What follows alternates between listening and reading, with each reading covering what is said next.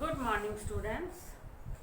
मैं चंद्रकांता आज आपको कक्षा 8वीं से पाठ नंबर 3 सिंधु घाटी सभ्यता, ये पुस्तक भारत की खोज का पाठ नंबर 3 है और इस पुस्तक को पंडित जवाहरलाल नेहरू जी ने लिखा था। कब लिखा था? अपने कारावास के दिनों में, यानी 1944 में अहमदनगर के किले में अपने कारावास के दिनों में लिखा था। तो सिंधु घाटी सभ्यता की जब खुदाई की गई तो उस सभ्यता के बारे में हमने जाना कि कैसे यह एक विकसित सभ्यता थी, बड़ी विकासशील सभ्यता थी। और उसके बाद में हमने दूसरे टॉपिक में पढ़ा था कि आर्यों का आना, कैसे आर्य लोग भारत में आए और भारत में आकर के यहीं की संस्कृति को उन्होंने अपना लिया, यहीं का रहन सहन खान पान वैसे ही वो बन गए, भारतीय बन करके उसी में जज्ब हो गए थे।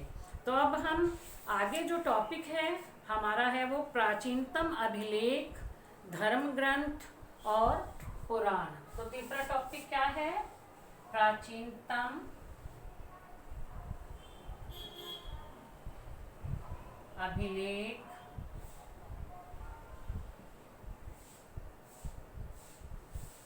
प्राचीनतम अभिलेख, धर्म ग्रंथ और पुराण।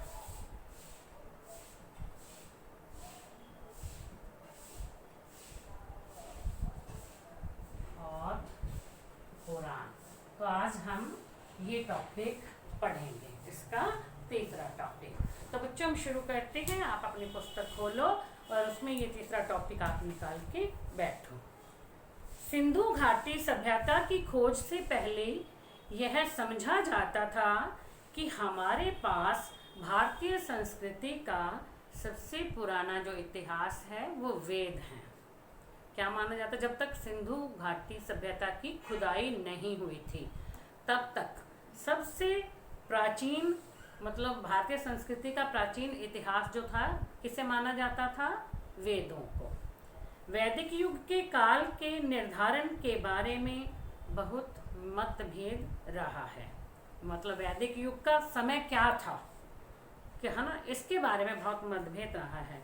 यूरोपीय विद्वान प्राय इसका समय बहुत बाद में मानते हैं और भारतीय विद्वान पहले मानते हैं।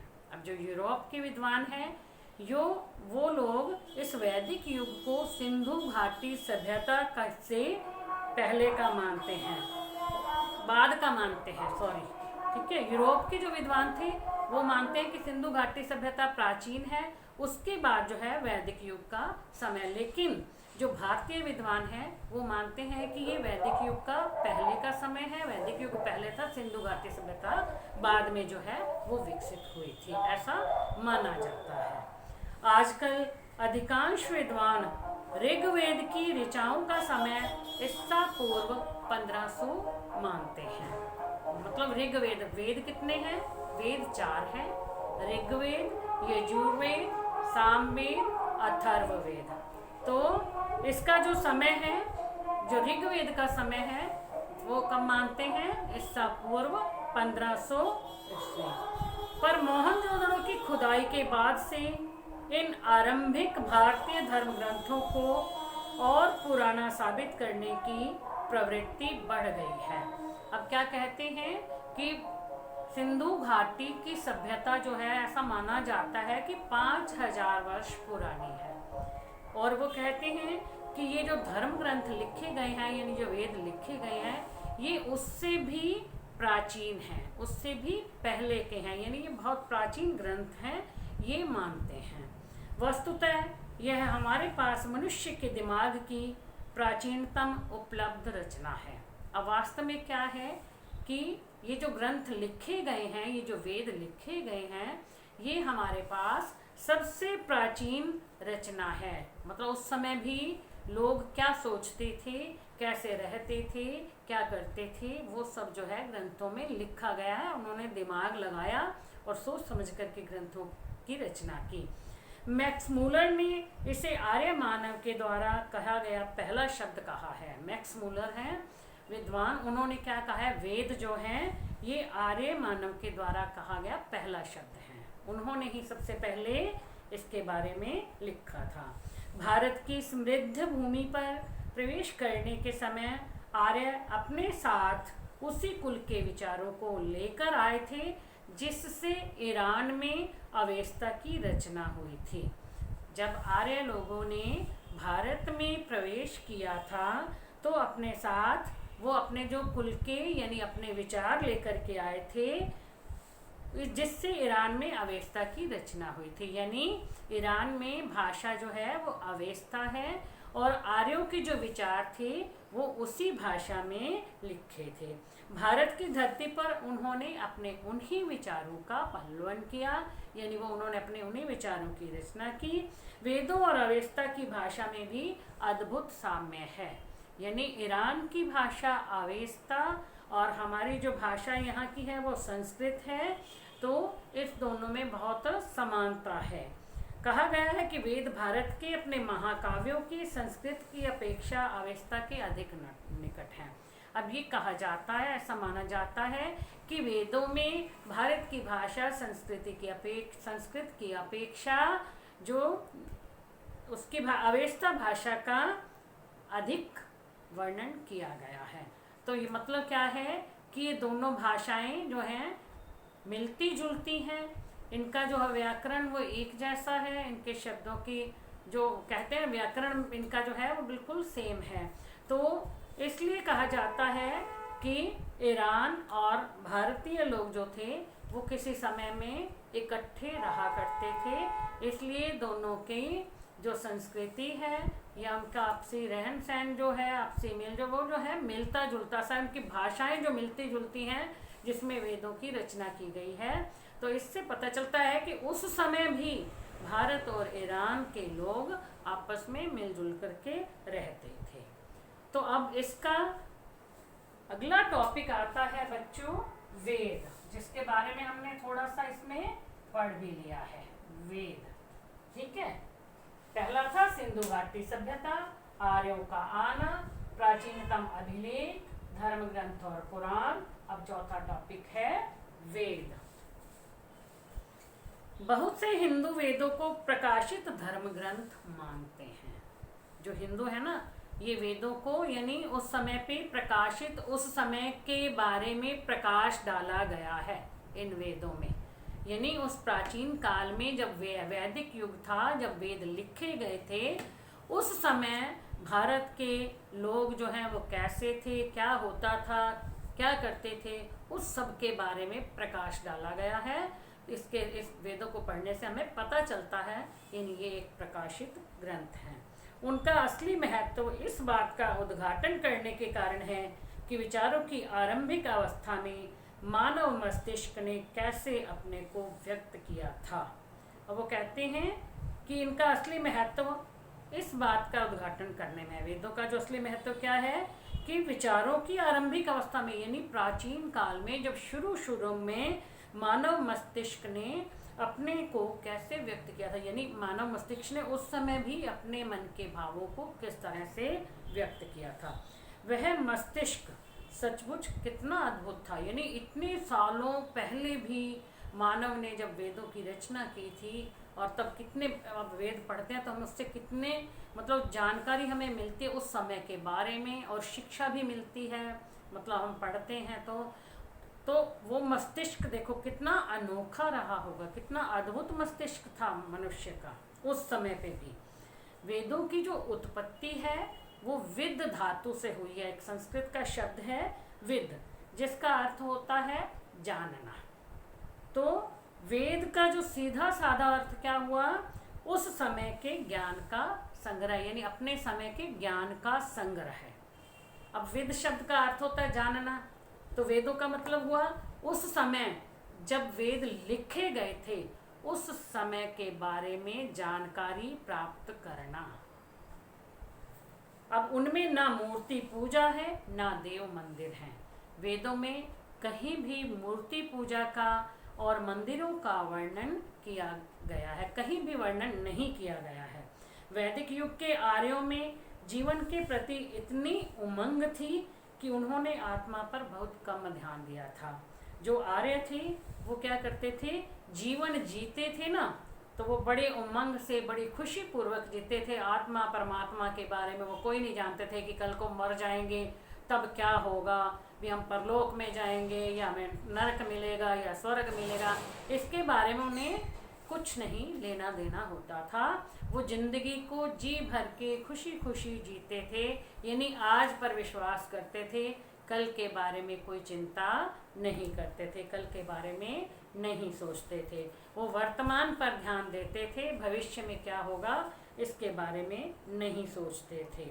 वे मृत्यु के बाद किसी प्रकार के अस्तित्व में बहुत अस्पष्ट ढंग से विश्वास करते थे कि मरने के बाद व्यक्ति का क्या अस्तित्व है। अब तो ये माना जाता है ना कि अच्छे कर्म कर लो तो मरने के बाद जो है वो परलोक मिलेगा, स्वर्ग में जाएंगे, बुरे कर्म किए हैं तो मरने के बाद हमारे साथ ये होगा वो होगा। इसमें इन सब बातों में वो कोई विश्वास नहीं करते थे कि मरने के बाद भी व्यक्ति का क्या अस्तित्व। अरे आज जो जी रहे हैं, जो हमारे सामने है, उसी पर विश्वास करते थे। पहला वेद यानी ऋग्वेद शायद मानव जाति की पहली पुस्तक है। इसमें हमें मानव मन के सबसे आरंभिक उद्गार मिलते हैं। सबसे पहली पुस्तक जो है ना मानव जाति की, यानी मानव ने या मनुष्य ने सबसे जो पहली पुस्तक लिखी है वो ऋग्वेद माना जाता है। इसमें हमें मानव के मन के, मनुष्य के मन के शुरू में जो उसने क्या सोचा, क्या सोचता था, क्या करता था, वो सारे भाव मिलते हैं। उसमें काव्य प्रवाह मिलता है और प्रकृति के सौंदर्य और रहस्य के प्रति हर्षोल्लाद मिलता है कि व्यक्ति उस समय भी प्रकृति से कितना प्रेम करता था, प्रकृति की सुंदरता को देखकर उसके रहस्य के बारे में जानना चाहता था और उससे देख करके कितना खुश होता था। इसके अलावा हमें मनुष्य के उन साहसिक कारनामों का रिकॉर्ड मिलता है जो लंबे समय पहले किए गए थे। अब इन वेदों से हमें उस समय लोगों ने जो साहसिक कार्य किए थे उसके बारे में भी जानकारी मिलती है। यहीं से भारत ने एक ऐसी तलाश आरंभ की जो उसके साथ कभी समाप्त नहीं हुई। यानी ऋग्वेद को पढ़ना शुरू किया तो उसके बाद से मनुष्य ने तलाश शुरू कर दी जो आज तक बंद नहीं हुई। अब कभी कहीं खुदाई करके कुछ ढूंढ रहे हैं, तो कभी पर्वतों पे जाके कुछ ढूंढ रहे हैं, कभी नदियों में कुछ ढूंढ रहे हैं। मतलब तब से खोजें जो है जारी ही हैं। सभ्यता के उषा काल में ही प्रबल और सहज कल्पना से संपन्न लोग जीवन में छिपे हुए अनंत रहस्यों को जानने के लिए सजग हुए थे। सभ्यता के उषा काल में, उषा काल होता है जब सुबह का समय, यानी पूर्व दिशा में सूर्योदय होता है, यानी सूर्य की सिर्फ लालिमा दिखाई देती है, बाकी पूरे आसमान में कालिमा होती है। ठीक है, तब जो है उसे उषा काल बोलते हैं। तो यानी जब सभ्यता की शुरुआत हुई थी, बिल्कुल स्टार्टिंग, दिन निकलना शुरू होता है ना, तो उसके बाद तो उजाला होता जाता है ना। तो उसी तरह से जब सभ्यता की शुरुआत हुई थी उस समय की प्रबल और सहज कल्पना से संपन्न लोग जीवन के छिपे हुए अनंत रहस्यों को जानने के लिए सजग हुए। तब से लोग जो हैं जीवन के रहस्यों को जानने के लिए आतुर हैं, व्याकुल हैं। उन्होंने अपनी सहज आस्था के कारण प्रकृति के प्रत्येक तत्व और शक्ति में देवत्व का आरोप किया था।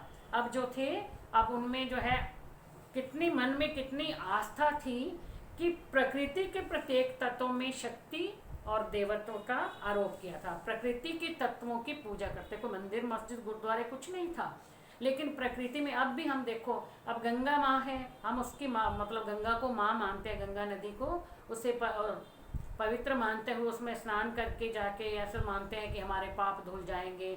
उसकी माता के समान पूजा की जाती है। सूर्य को जल चढ़ाना तो है, शुभ माना जाता है।